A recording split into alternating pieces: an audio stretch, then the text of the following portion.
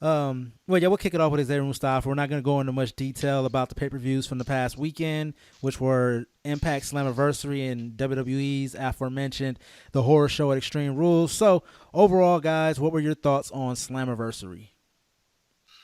Best pay per view that weekend, hands down. Any I shocks? agree.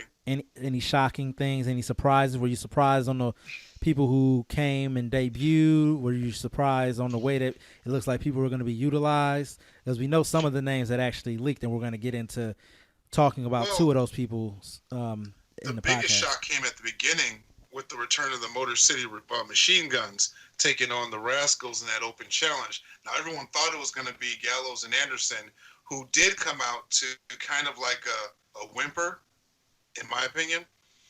But overall, I think that Slammiversary was pretty solid. I enjoyed the matches. Match of the night for me was Chris Bay defeating Willie Mack. Um, the the the 5-way elimination match was kind of a cluster, but they pulled it together. Other than that, good job by Deanna Perrazzo and Jordan Grace. Uh, Moose somehow transformed into JBL. I don't know how he did that because he was suddenly the wrestling god. Yeah, I didn't like the women's gauntlet match. I thought that was kind of odd. But Jesus, who was old girl twerking? I can't even remember who won that. Wasn't it Kaylee Ray? Yeah, Kaylee Ray Yeah. won that, right? Yep. Yeah, I I was want to pretty. say Moose. I don't know. I think he is really trying to mimic Ric Flair, but I actually kind of like it though, because his robes be dope. He be having new gear all the time. He's really, really playing that role. Um, but it just in ring work needs a little work.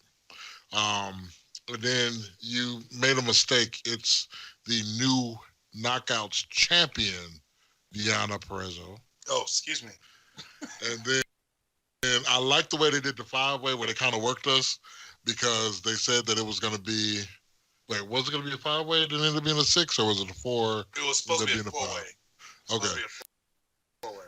So the fourth person was what's dude's name? Uncle Ruckus. Rich Swan.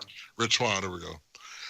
Rich Swan, and you sort of like for real, like Right. really. Right. And so I was slightly disappointed. Like it was cool to see Rich Swan, in the ring again. But then you end up, figuring out that there's going to be another person at it, and that was Eric Young. And to see Eric Young back in the ring, you could tell he is a lot happier person than the last time you seen him in the WWE ring. And so then I remember being disappointed because I was like, man, I really wanted to be EC3. It should be EC3. We saw the great videos that EC3, Heath Slater, and somebody else did a video. It was a third person. Um, was it dude with the conga line from the WWE? Oh yeah. No No way, way, Jose. Jose. He did a video too with a new look. He looked like a strong, independent woman that don't need no man now. I don't get to the gimmick. But but we got the EC3 gimmick at the end of the match. So I was like, all right, that's what I'm talking about. All right. And then he debuted on Impact this week. And actually, showed his face. So yeah. Dude, how is it that tag team wrestling is thriving everywhere but fucking WWE? That tag match with against the North versus Ken Shamrock and Sammy Callahan, that was a pretty good match. I've been giving that a lot of thought. Yeah, that was good. Yeah, that was a good match. I've been giving that a lot of thought, and this is why I think that this is the situation. If you look at the WWE/WWF's history, I don't think at any point did they ever get behind a tag team and the tag team has actually made the WWE money. The only time you can probably say it is maybe the Road Warriors, maybe. But at that time, I think Hogan was on top during that time. Hogan, maybe Michaels, maybe Bret Hart. There was always like a singles guy that's always been on top.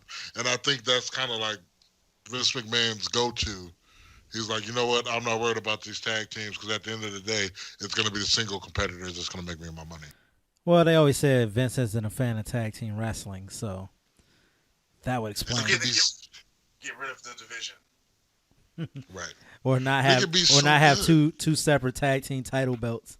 Just make them floating. Right. Because if you're not going to emphasize it and you're going to put these random tag teams together, it makes more sense to just turn into a conglomerate or whatever and like cut your losses. Right. Which, speaking of cutting your losses, we're going to get in.